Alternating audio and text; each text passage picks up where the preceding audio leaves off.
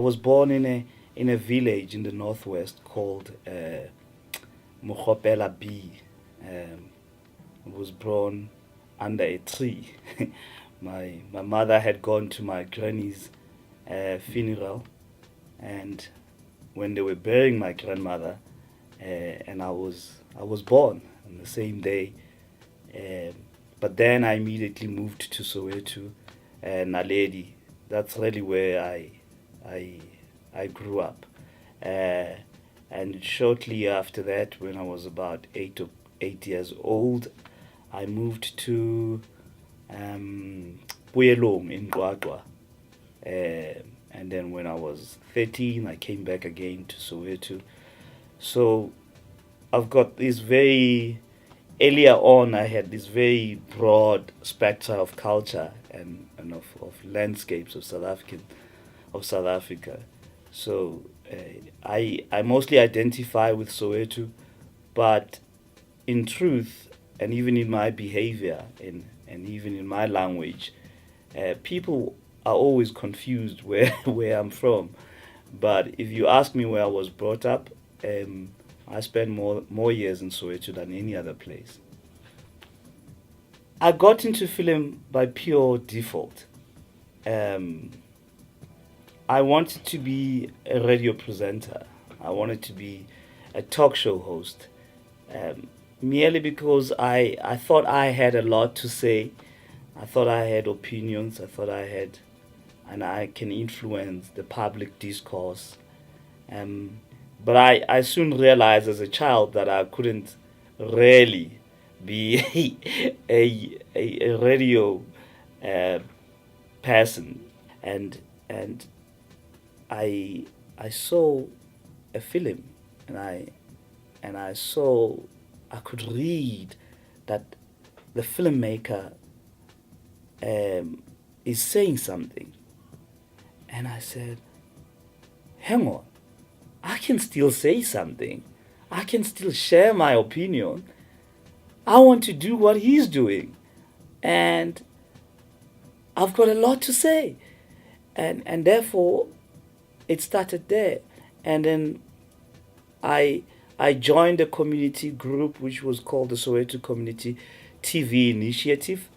This was when I was at high school, and then after school, I didn't really think that filmmaking could work as a profession, and when I tried to go into filmmaking, it was just too damn expensive, and my grandmother just said, "This thing of yours, you want to be a cameraman, and you want me to pay these thousands of rand? I don't have it."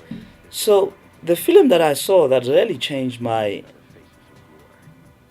thoughts and that propelled me towards filmmaking was John Pilger, an Australian documentary maker, because he's always in front of camera and he always shares his opinion.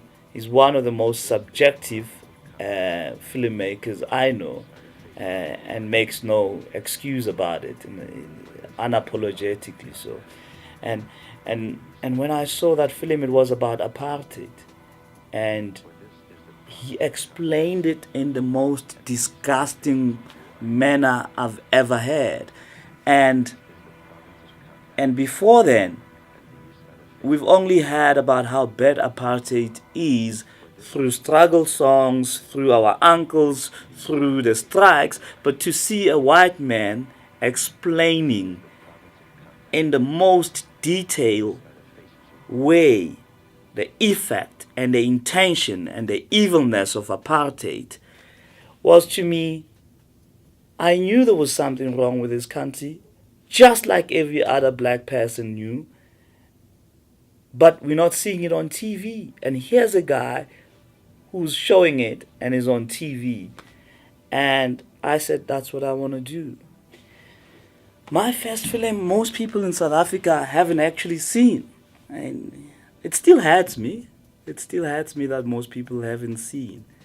It was on, um, it was called looting. Looting is, it's how the highlanders in Lesotho refer to Maluti Mountains. they'll say it's Luti.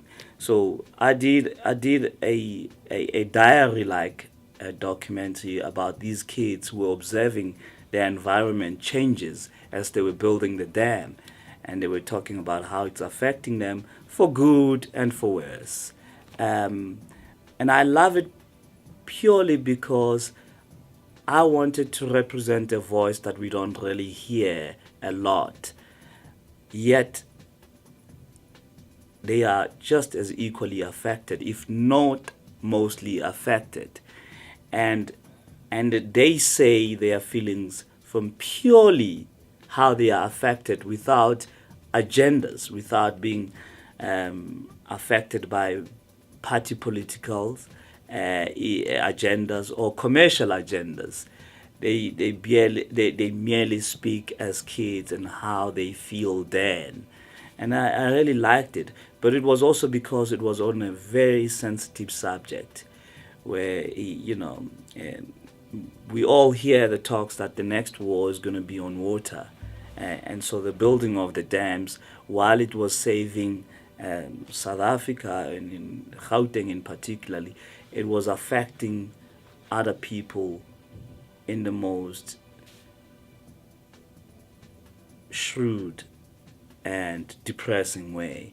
So you've noticed very well, it's actually a coincidence. I didn't realize that my first documentary was outside of South Africa and my latest documentary is outside of South Africa. That excites me. It means I haven't derailed from my path. We all have different paths and we all choose our path. And my path is always to be I need to do stories that are unique, that not many people have the courage and the balls to make them. And I think we still have very closed minded filmmakers in South Africa. Um, they still think the world is just starts here and it ends here. But the world is beautiful. The people outside are beautiful. The challenges that they are faced by other human beings are even more interesting than your own problems and challenges. So that's why I really like to tell stories. I don't want to be part of a group again. I'm not special, but I really would like to tell special stories that most people don't tell.